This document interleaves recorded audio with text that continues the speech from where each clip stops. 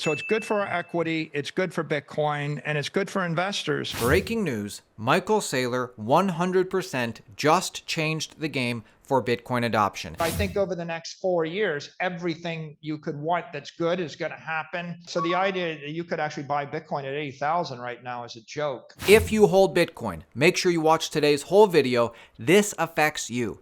The news is this.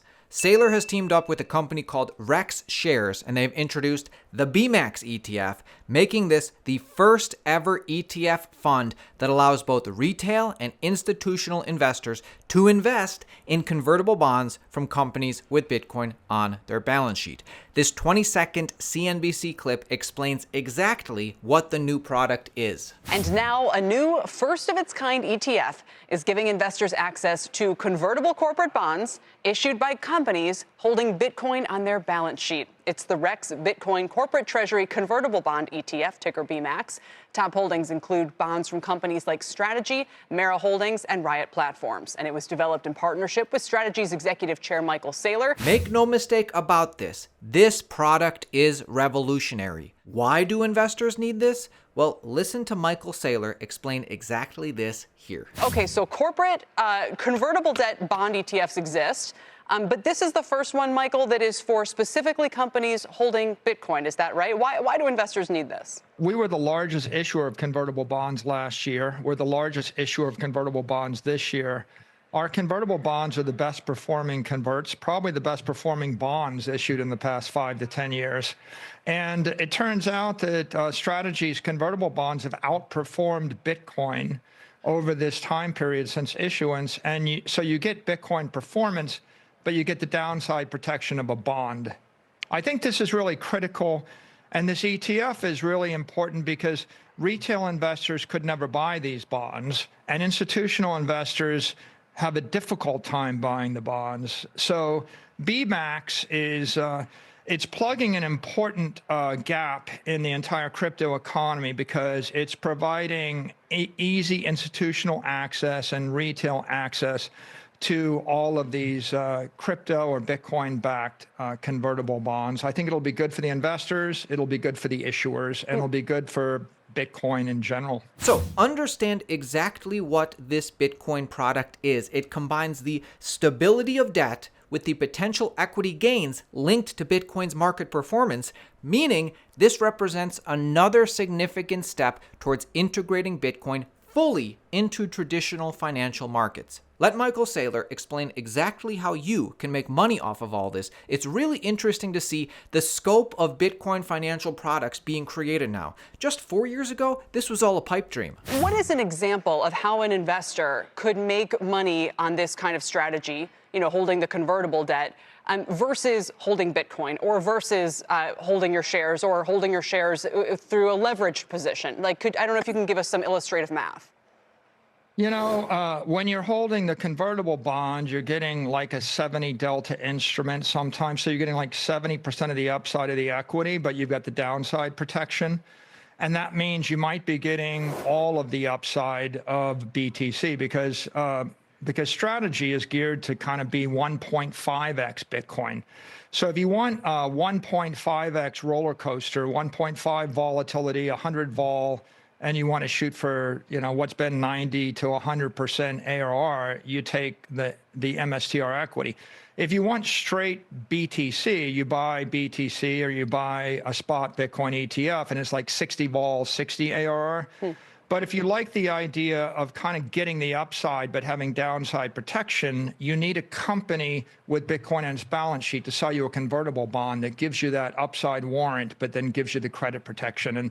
And that's what this convertible bond fund is all about. So the bottom line here is this. The more financial products like this that come to market, the more successful that these products are, the better it is for Bitcoin's price, the better it is for the supply and demand dynamics around Bitcoin. And of course, as you know, the more capital we raise via this mechanism, the more Bitcoin we buy, right, and more intelligent leverage we get. So it's good for our equity, it's good for Bitcoin, and it's good for investors. So I think it's a win-win-win. So the fact that you can still buy Bitcoin in the $80,000 range right now is actually a complete joke. at least according to Michael Saylor, especially when you realize the scope of Bitcoin financial products that will get introduced, integrated, and launched within the next 4 years. Really kind of at a perfect inflection point, because it's not a slow motion train wreck, because that's the wrong metaphor.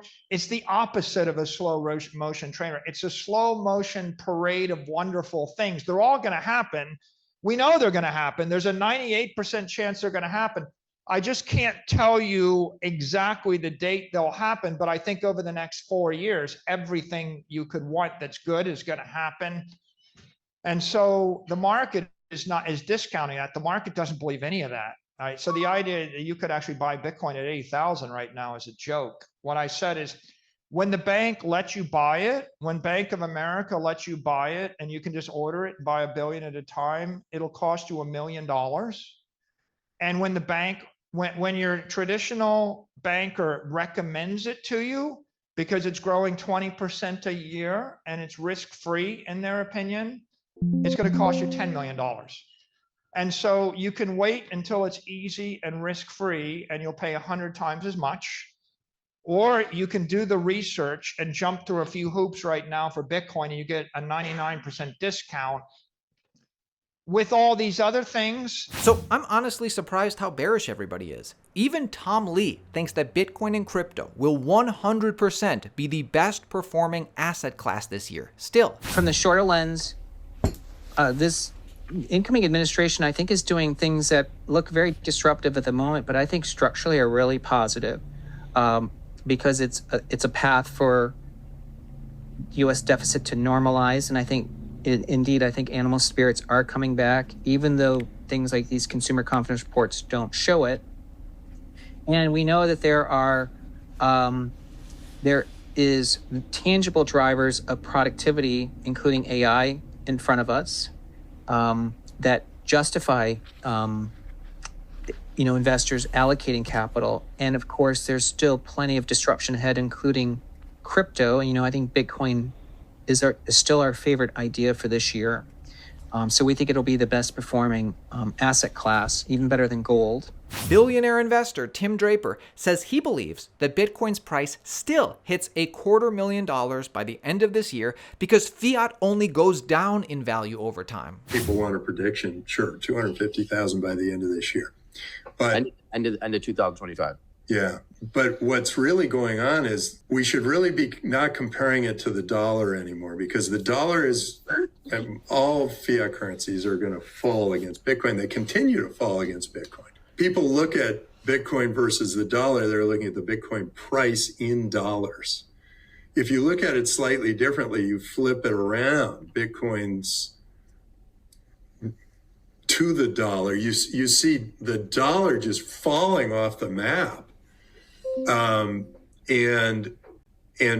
people aren't looking at it that way. I think you should be comparing Bitcoin to, how much, a dozen eggs or whatever it is. I think that's a better way to imagine it, because it's almost not fair to compare Bitcoin to the dollar, because if you believe, as I do, that the dollar is an antiquated currency that is not long for this world, in the next 5, 10, 50 years,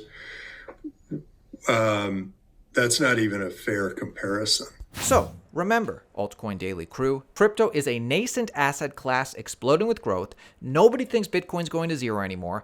People don't even realize that crypto, altcoins at large, are about to have explosive growth in the US, the biggest capital market in the world. And it's actually pretty interesting that everybody is still so bearish. I understand being bearish in the short term, but it's amazing to me that it seems like so many people are bearish on the long term. So, hey, make sure you subscribe to Altcoin Daily for daily crypto videos just like this. I'm going to leave you with one final word of wisdom, one final nugget from the legend Michael Saylor himself. This is the alpha. So about this possible winter, are you really not feeling the cold?